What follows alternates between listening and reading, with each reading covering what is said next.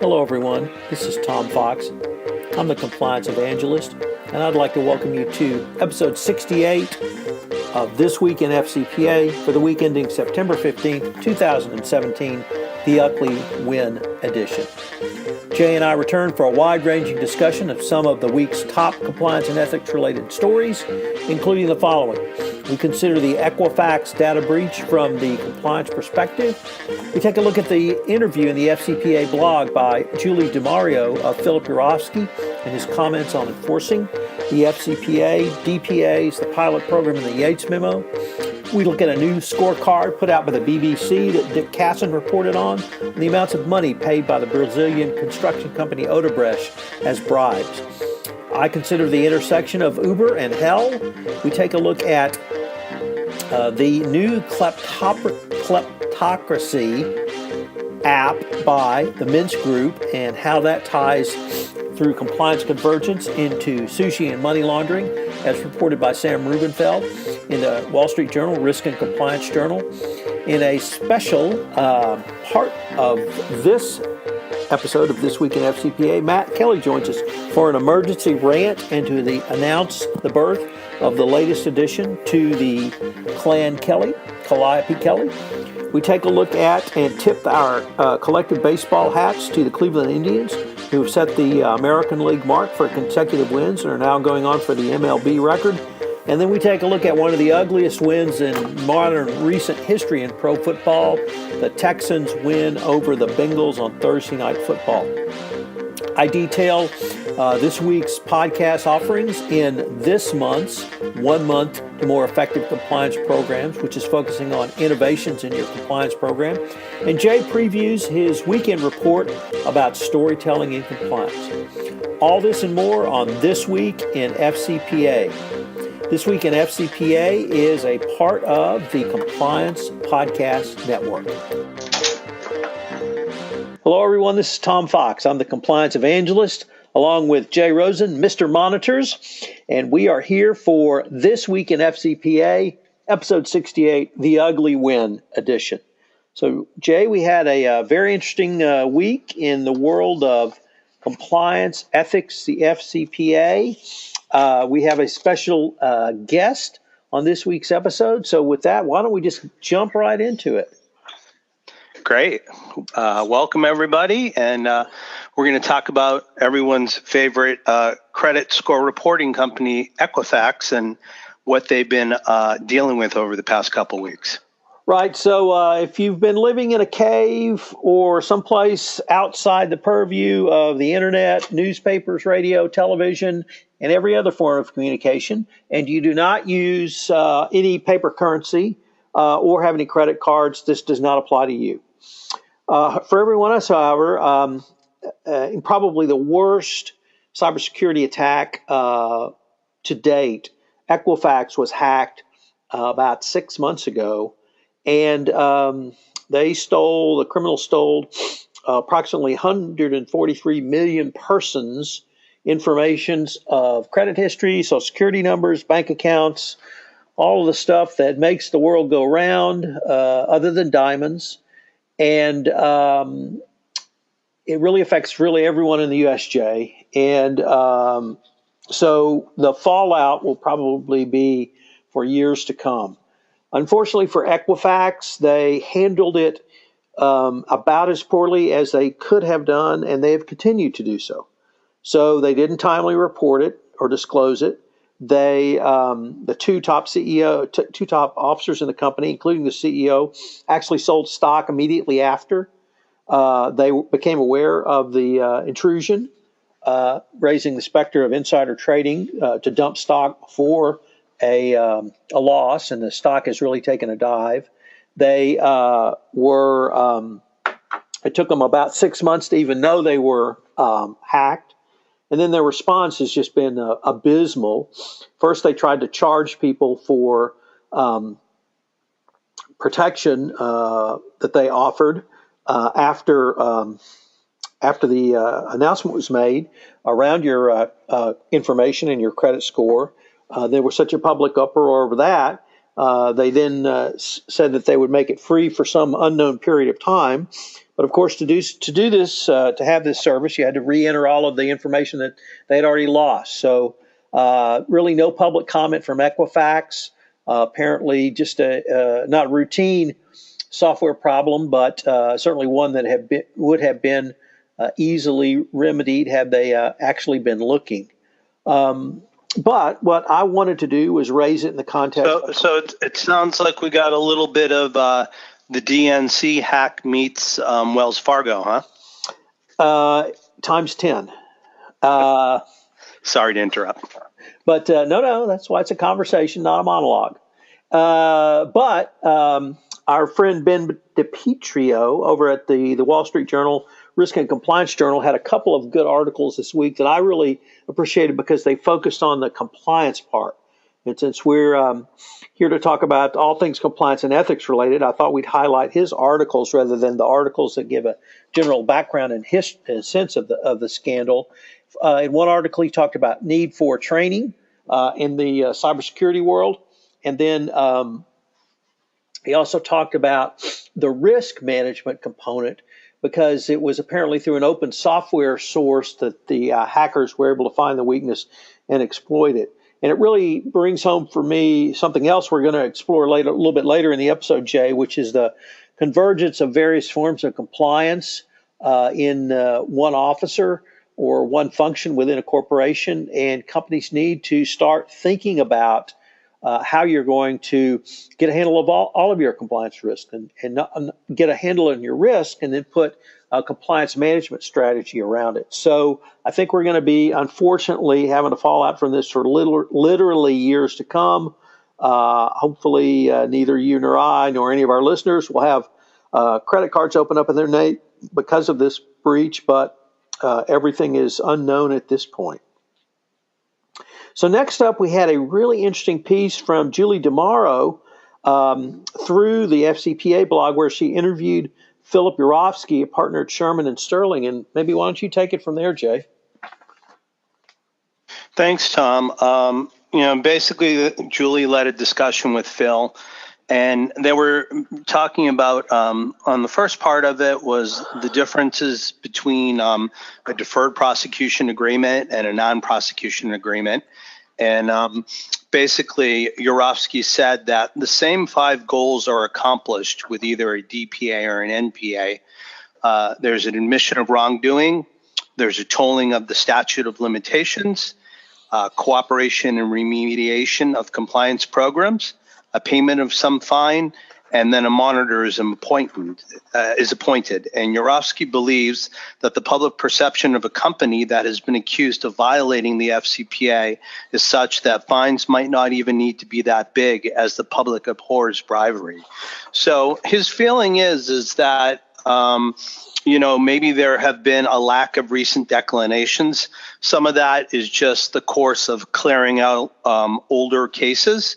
But we've been assured by many people, and it's not in this article, but the people that you and I both talked to say that there is enough stuff in the queue to keep us busy for several years to come.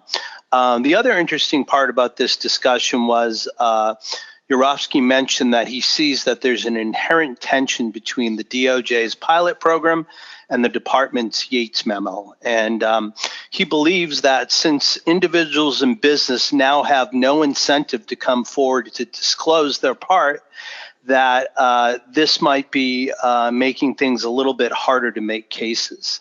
Nonetheless, the ultimate feeling is that the FCPA forces global companies to appreciate a level of risk posed to their business, allocate resources accordingly, and ensure that internal controls are reasonably designed to counter illicit transactions such as unlawful payments. So I think the end result is that we are in a bit of an adjustment period. And, I think it's very interesting to look at that tension that he mentions between the goals of the pilot program and the goals of the Yates memo. And ostensibly, when the Yates memo came out, it was nothing really new. We'd always been trying to prosecute individuals, but I think it just, became codified now with the Yates memo. And That's my thoughts on it. Anything from your perspective? Yeah, I thought it was a very interesting piece by Julie. Certainly the parts you highlighted I thought were very significant, but there was a couple of other things that struck me, Jay. One was the tone, and it was that, hey, all you naysayers out there, all you people waving around saying the end of the world is nigh, just chill out for a little bit. Take a chill pill. Things really are business as usual. Things are not going to change that much. It may be some adjustment, but we've always had adjustment. And the only thing constant in the world of FCPA enforcement is change. And so it really follows a period of certainly a large number of cases from 2016. But in terms of the government's overall focus, he speaks directly to that point where he talked about Jay Clayton, who in 2011 co-authored an article that said the FCPA put U.S. companies at a disadvantage. Now, Clayton has certainly walked back this sentiment today, but what Urofsky's view of that was, he's the chairman of the SEC, and the SEC's enforcement agenda is to bring cases, and it's going to continue to do so. And so the government is still committed to FCPA enforcement. The other thing is that you hear from the Chamber of Commerce, and that type of analysis is that the FCPA really hurts American business. And here Urofsky points out a couple of different things. One is he picks up on the Jay Clayton really walking back his earlier comments, because we now have a true worldwide enforcement regime against anti-corruption, or for corruption and bribery. You name the country: Brazil, United Kingdom, China, Germany, Netherlands. A large number of countries are engaging in corruption and bribery, not only investigations, but enforcement actions against them. So U.S. companies are not put at a disadvantage. But he also directly answers the criticism that says that are foreign companies avoiding the U.S. capital markets because of the FCPA and the due diligence requirements. That's just horse hockey. The due diligence requirements don't come from the FCPA. They come from Sarbanes-Oxley, and a company having to certify its financial records. And frankly, I don't think we want companies that aren't willing to certify their financial records. And then he touches on the other bugaboo that everyone always talks about, which is shareholder derivative actions by the very aggressive plaintiffs bar in this area. And he points to those as really the two reasons.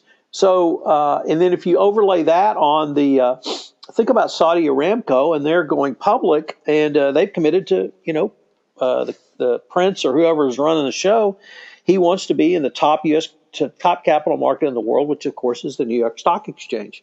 So he really answers directly some ancillary criticisms of the FCPA, and that's really what led me, Jay, to see this. The overall tone of this is, yes, it's a period of adjustment, and yes, we may be having some change, but don't get overly excited about it, and just carry on. Be calm. Be calm and carry on.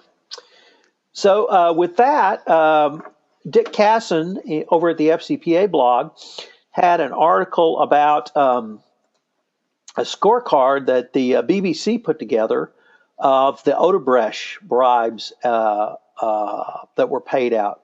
Now, this came from public information, so it's not anything new, but it does collate or aggregate in one place the amount of bribes that Odebrecht paid or admitted paying, and the various enforcement actions, international enforcement actions that we saw in December of 2016. And it's from a top of $349 million in Brazil down to $1 million in Mozambique, and pretty much every amount in between.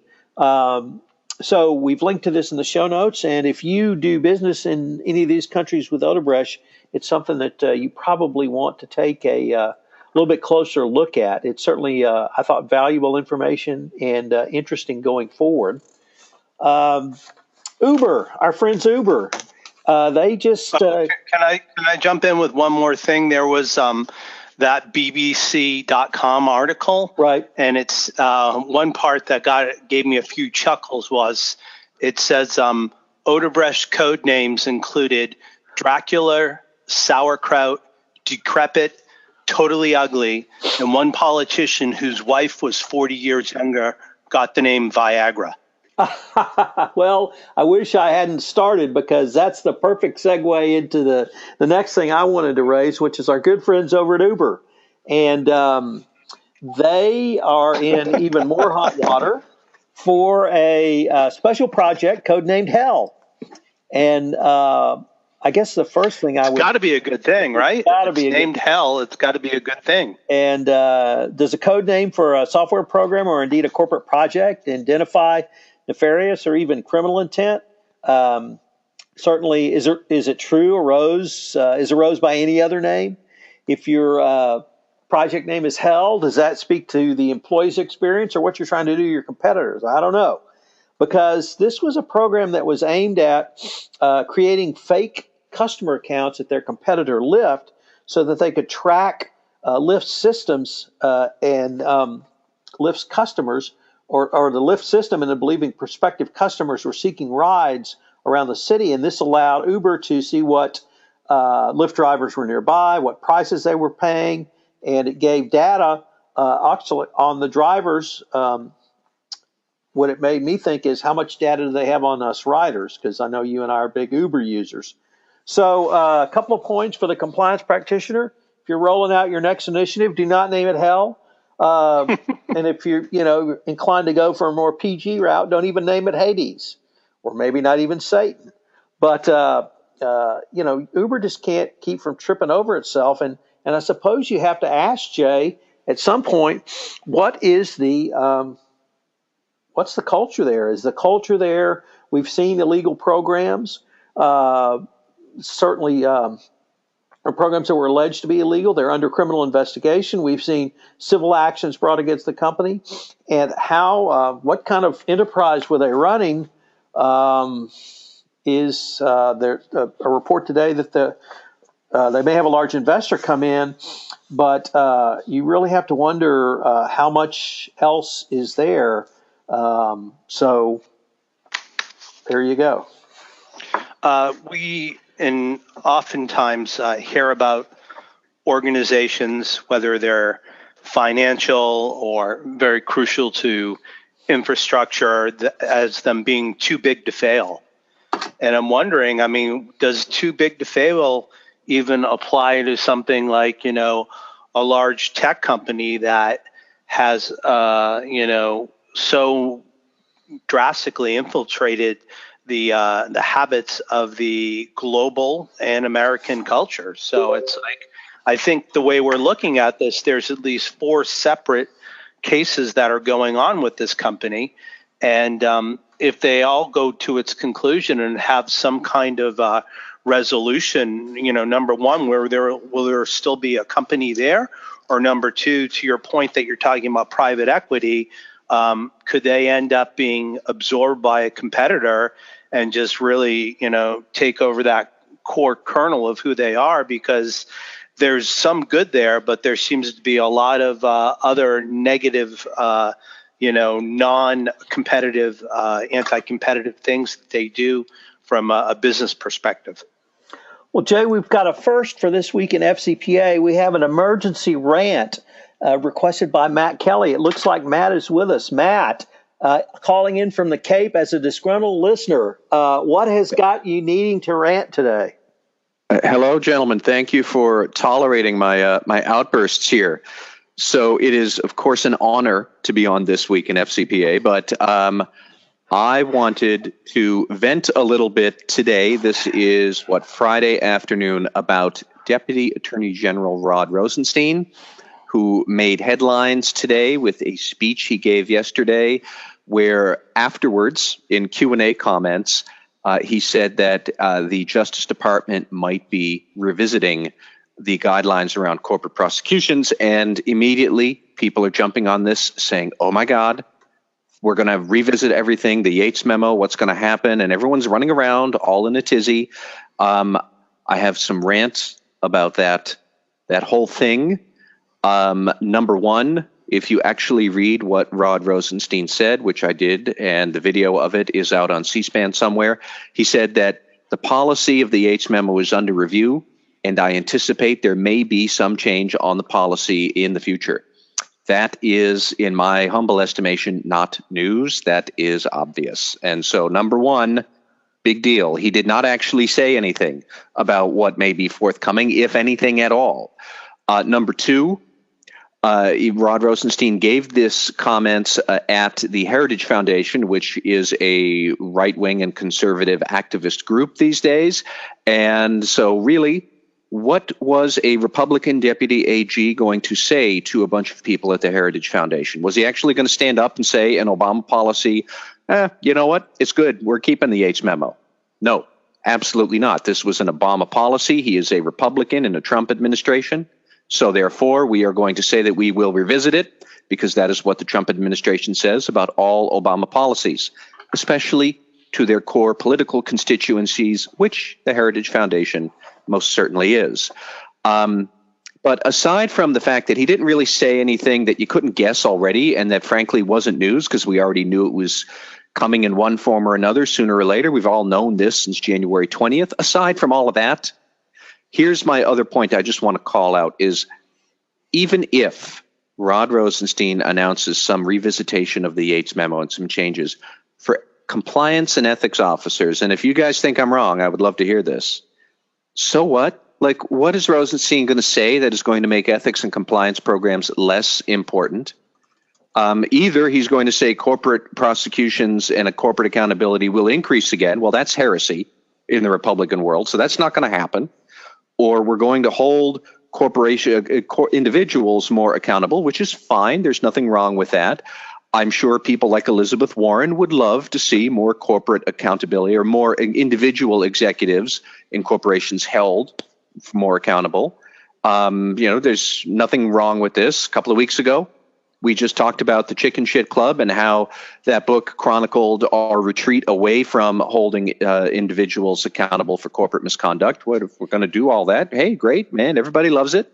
But you're still going to need a compliance program to cooperate with Justice Department people in all of this so they can get the individual bad guys. My final rant, and then I swear I'm done, and I'll go back to my life and let you guys get on with this, is that the only way Rod Rosenstein would say something that would actually be a shot across the bow and jolt compliance officers is if he were going to say something like corporate compliance programs are now less important.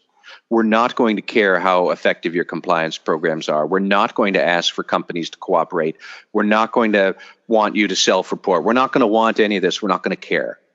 And I just don't see him doing that. I don't see him saying it. I don't think it sells politically. It certainly is a gift to people who say Trump is soft on corporate crime. We certainly think that, certainly that would not help his job as law enforcement. And I don't think he wants it. I think deep in his heart of hearts, Rod Rosenstein likes being a prosecutor and therefore still wants as much ammunition as he can get to wage cases effectively. Let's call a spade with every week. With every drip of new news on the Russia investigation, you also have to wonder, when are we going to wake up and Jeff Sessions or Rod Rosenstein may not have a job? And then we start this all over again with a new deputy AG or a new attorney general.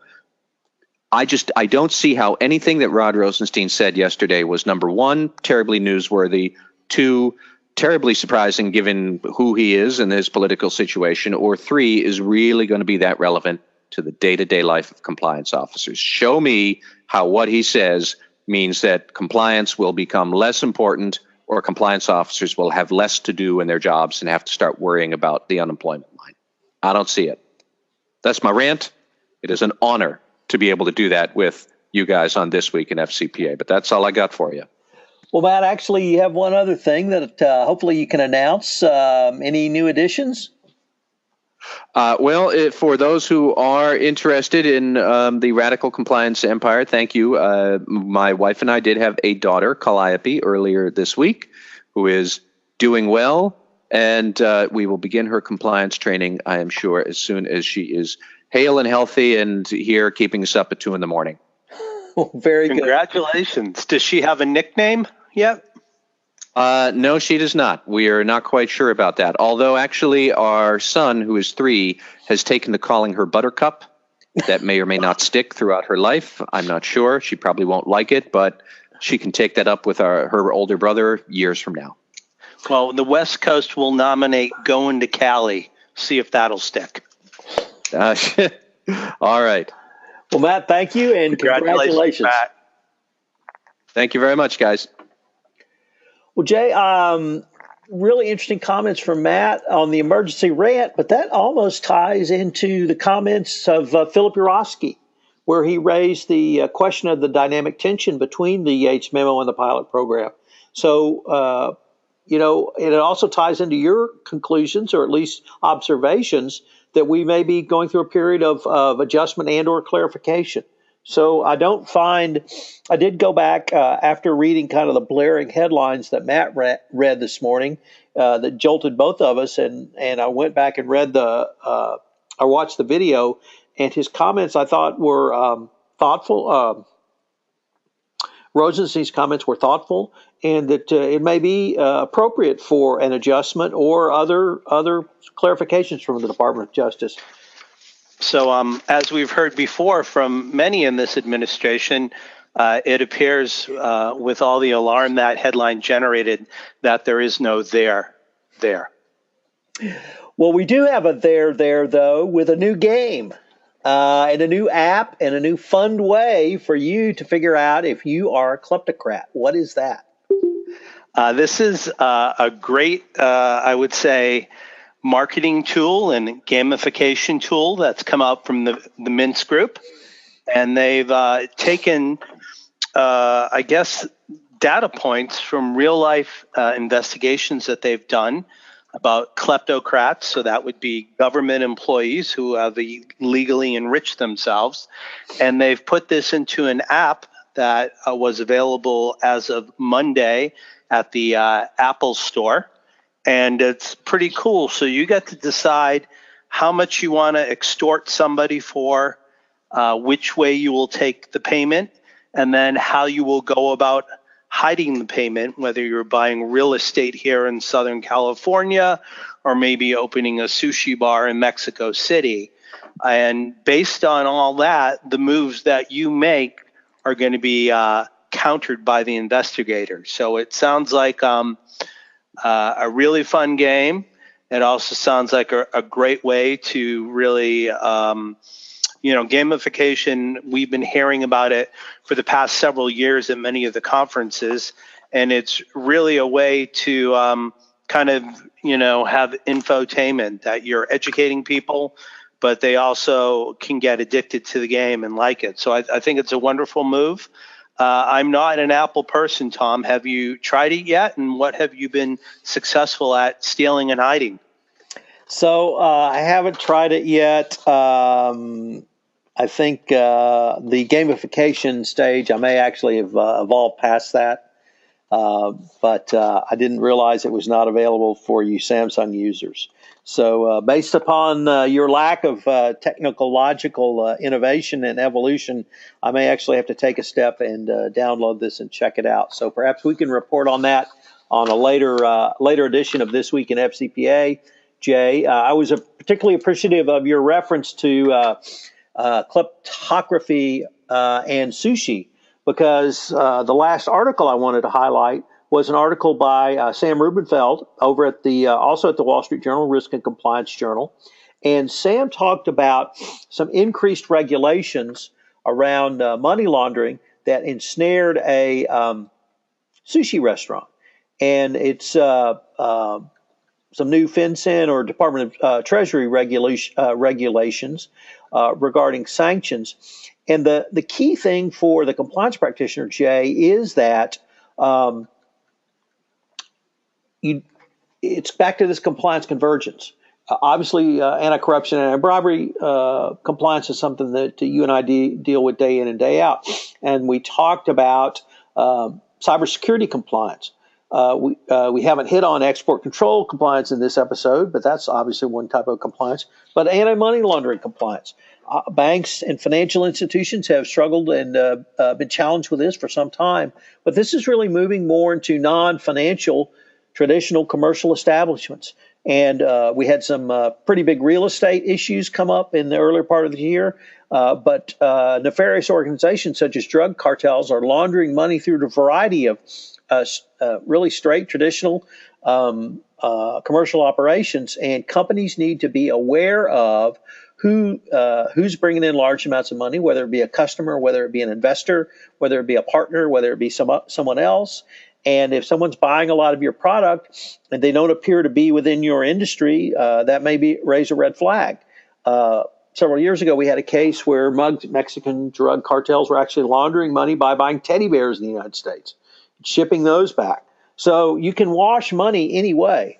And through a restaurant, the sushi restaurant referenced in Sam's article, or the teddy bears, which was referenced in an LA Times article, it really doesn't matter. So the compliance professional who's focused on corruption and bribery may need to expand his remit to take a look at money laundering and have that kind of controls put in place in your corporation. But certainly you need to assess your risks and move forward on that basis. So, Jay, So let's... Go ahead. I was going to say there's a couple sports items that I know we wanted to get to, and we're getting towards the half of the hour. But I think you wrote a great piece this week about when you want to speak about a winning streak, and then you also wanted to talk about one of the most ugly wins in Houston history. So a big shout out, tip of the baseball cap, and everything else to the Cleveland Indians. Winning streak now at 22. I had been wanting to write about it, but I was afraid that I might transmit the old Sports Illustrated jinx to them. But I didn't. They're still winning as of the recording of this podcast. So let's give the Indians a shout out. As an old-time American leaguer, I know you may do that reluctantly, and as a new American leaguer. The sons of Francona. Terry brought the first World Series ever with Beantown, and he will always be loved in Boston. All right, so those pesky chicken wings, that was his downfall. But anyway, kudos to the Cleveland Indians. I hope you keep winning right up to the time you play the Astros in the playoffs. And Thursday night football. The opening week was last week. We will not revisit the beat-down, thumping, whooping, and general destruction of the New England Patriots, which occurred on that first one, and we won't talk about that. And I promise not to bring up the fact that Patriots lost again. But the ratings were down about a third. Well, at least they had the Patriots. And this second game was the Houston Texans and the Cincinnati Bengals, and it had to have been not one of the worst wins in Texan franchise history, but one of the worst football games ever, Jay. One touchdown between two teams, 290 yards total offense by Cincinnati.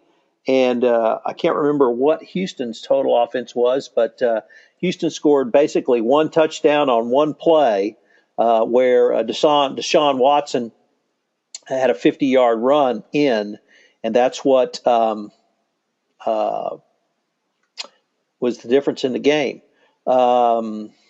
Just pathetic. It's about the only way to size up the entire game, the performance by both teams.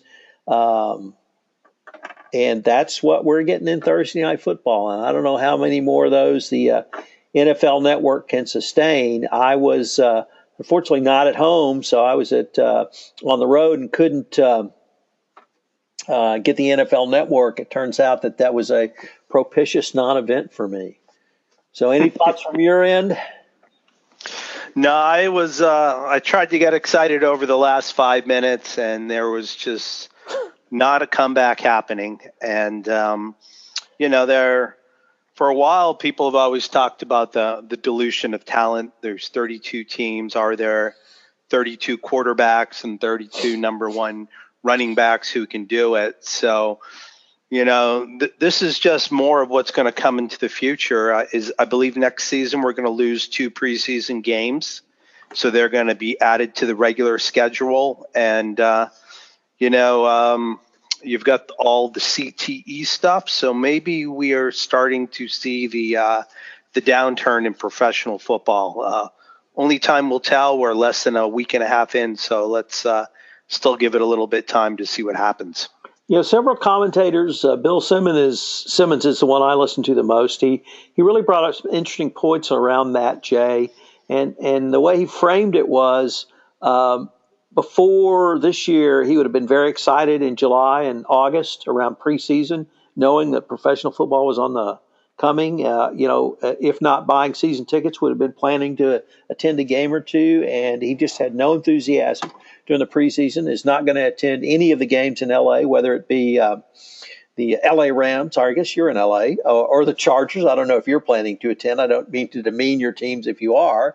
But and I felt that as well. I just, huge Cowboy fan, and it's like, oh, they started. Okay. Maybe I'll watch, maybe I won't. But when you have all of the issues that you raised and you put on a poor product, that's when you start to see a downturn in market. And if anybody proved that, it was the movie industry this summer. Jay, I continue my 1 month podcast series on 1 month to a more effective compliance program. This month it's on innovations for your compliance program. Over the past week, I've looked at such topics as embracing agile in your compliance program, design thinking in compliance, how Kaizen can improve your compliance program, disruption in compliance, and super forecasting to better risk management. This month, my sponsor is Oversight Systems. It's available on the FCPA Compliance Report, iTunes, Libsyn, YouTube, and JD Supra. So if you're interested in innovation and compliance, this is the series and the month for you. I wanted to ask, will we have a weekend report? And if so, could you give us a little sneak preview? Well, I've been thinking a lot about storytelling as of late, and I read a pretty good article from the Harvard Business Review that I'm going to take a look at. And, realistically, storytelling is something that's very important when you're conducting business. And if you're able to take the benefit of what you do or the service you sell, and you're able to put that within a story, and more importantly, within a heroic story, that seems to resonate with clients and people that you want to help. So I want to try to think about the stories we tell from an ethics and compliance perspective, and how they resonate with the ethics and compliance community. So I should be working on that on the airplane tomorrow as I'm going back east to the Berkshires for an offsite. So that's what I'm thinking about, and we'll see if it actually turns out by the end of the weekend. Well, it certainly sounds like a great topic. It's something that I've thought about as well, and it's absolutely critical certainly as a business leader.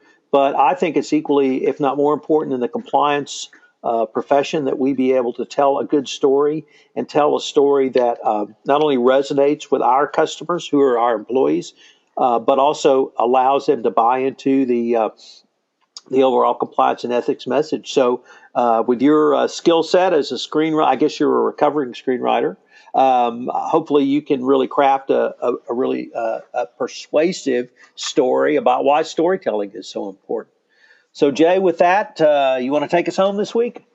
I'd love to. So on behalf of Tom Fox, the compliance evangelist, and myself, Jay Rosen, Mr. Monitor, we'd like to thank you for spending your time with us this weekend and taking a look at the week in FCPA that was for the week ending September 15th, 2007. This is Tom Fox again. I'd like to thank you for listening to this episode of This Week in FCPA. If you have listened to this podcast on iTunes, I would greatly appreciate it if you would rate our podcast. It would help in our rankings and also help get the word out about the only weekly wrap-up of all things FCPA and compliance related in the podcast world. Also, if you have any questions, you can email me at tfox@tfoxlaw.com. You can email Jay at jrosen@affiliatedmonitors.com. I'd like to thank you again for listening to this episode. I hope you will join us again next week. This Week in FCPA is a part of the Compliance Podcast Network.